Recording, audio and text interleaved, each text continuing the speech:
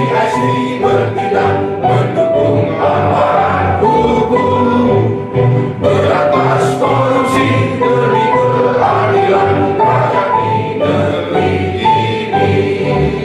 CSI bergerak, CSI bertindak mendukung amaran hukum. Mayor Jenderal TNI Purnawirawan Haji Samsudin Jalal, yang terhormat kakanda kita, senior kita, abang kita, Monang Mangunsong, yang terhormat Ketua Umum dan Ketua Pembina, serta yang saya cintai keluarga besar CSI se-Indonesia dalam melaksanakan rapat kerja nasional. Saya alhamdulillah, ini rapat kerja nasional ini mau dilaksanakan sampai 4 tempat. Sampai terlaksana begini, saya terima kasih banyak dan puji syukur kepada Allah Subhanahu wa Ta'ala serta kegigihan para panitia. Memang apa yang dikatakan tadi Pak Pembina kita itu betul, karena organisasi ini tidak mempunyai dana. Di DPP ini tidak mempunyai dana apapun, karena yang punya wilayah itu adalah kawan-kawan provinsi se-Indonesia. Mari kita bersama-sama, mumpung di pemerintahan eranya Pak Jokowi dan Abah Ma'ruf Amin ini ada beberapa keluarga besar CSI yang ada di pemerintahan. Bahkan saya pribadi selaku Ketua Umum Yayasan Tubagus Bakti Nusantara sedang menggalakkan yaitu pembangunan MCK dan musola. Mana Ketua Bengkulu? Ada Ketua Bengkulu. Itu adinda kita yang kemarin kita ke sana membangun MCK dan musola dari CSR-nya ataupun dananya Yayasan Tubagus Bakti Nusantara. Kenapa? Karena kawan-kawan se-Indonesia, baik pun masalah MCK, baik pun masalah urusan musola ataupun tempat ibadah ataupun gereja sekalipun ataupun istilahnya tempat ibadah yang lainnya, Tubagus, Yayasan Tubagus Bakti Nusantara untuk Indonesia. Kenapa? Di 34 provinsi disuruh, karena supaya mendapatkan, kalau ibarat orang capek mendapatkan honornya. Bener gak tuh? Benar. Ya. Jadi supaya membantu yang namanya kegiatannya di daerah. Ide seperti itu. Maka oleh karena itu saya mengharapkan kepada kawan-kawan ketua-ketua provinsi ataupun perwakilannya se-Indonesia, mari kita kerjasama dengan pusat serta pemerintah. Jadi jangan, memang identiknya sesi KPK itu adalah mengawasi dana-dana yang diselewengkan, tapi ada tapi. Alangkah lebih baiknya penambahan untuk jalannya organisasi, apalagi kalau umpamanya buat tambahan ke keluarga. Intinya begitu.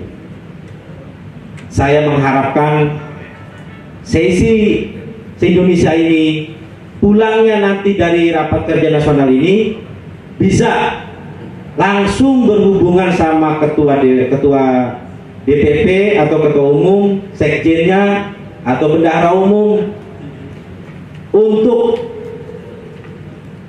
bener apa enggak Ketua Dewan Penasehat sedang menggalakkan pembangunan MCK dari Yayasan Tubagus Bakti Nusantara, tanpa harus kita mengabdi itu, kita berjuang itu tidak harus mengharapkan dana dari pemerintah. Selama kita bisa, kita bantu untuk bangsa dan negara. Amin. Ininya begitu. Kenapa? Karena jangan sampai kemarin pun Pak Ketua Umum kita ini mau melayangkan surat, tidak perlu. Selama Ketua Dewan Penasehat masih hidup, mau rapat kerja nasional sebulan juga nggak apa-apa. Gak usah minta-minta sama orang. Itu ada kanda kita itu, ketawa-ketawa itu. Paling beliau nanti yang buat jaminan. Jadi intinya seperti itu. Memang harusnya di asrama haji, karena di asrama haji lagi ada acaranya pesantren dan madrasah serta santri se-Indonesia. Kebetulan saya Ketua Umum Persatuan Santri dan Ulama se-Indonesia. Supaya kawan-kawan tahu, ulama itu bukan hanya Islam doang, tapi pendeta juga ulama, biksu juga ulama. Sesi kita harus bergandengan tangan dengan seluruh organisasi ataupun apapun itu, supaya apa? Demi kokohnya persatuan dan kesatuan bangsa Indonesia. Karena yang namanya ini kan tanggal 28 ya, tanggal 9 kemarin Sumpah Pemuda. Sumpah Pemuda itu adalah mengandung arti. Di hari ketepatan Sumpah Pemuda, sesi Indonesia bisa melaksanakan rapat kerja nasional untuk Indonesia yang lebih baik. Dan juga ini perlu dikasih tahu juga ini sama ketua-ketua provinsi. Tadinya saya mau bungkam karena permintaannya ketua umum, memang nanti ajalah bicaranya apabila sudah dekat. Tapi ini permintaan ketua umum harus dibicarakan sama kawan-kawan semua. Ya, bahwa Ketua Dewan Penasehatnya sesi Indonesia insya Allah melaju ke calon presiden Republik Indonesia. Gandengannya itu, wakilnya itu adalah adanya dari Raja Jogja. Nah, nanti kita deklarasinya di GBK. Karena ini permintaan dari senior-senior, ulama-ulama, kawan-kawan semuanya. Jadi kenapa? Karena pengen Indonesia ini, kita ini mengabdi kepada Indonesia ini tidak setengah sepotong. Jadi seperti itu. Dari tahun 1400 mbah saya Sultan Banten, Sultan Hasanuddin itu dari tahun 1400 beliau beragama Islam. Tapi panglima perangnya itu anaknya Raja Batak, yaitu Dimas Jong Banten Girang.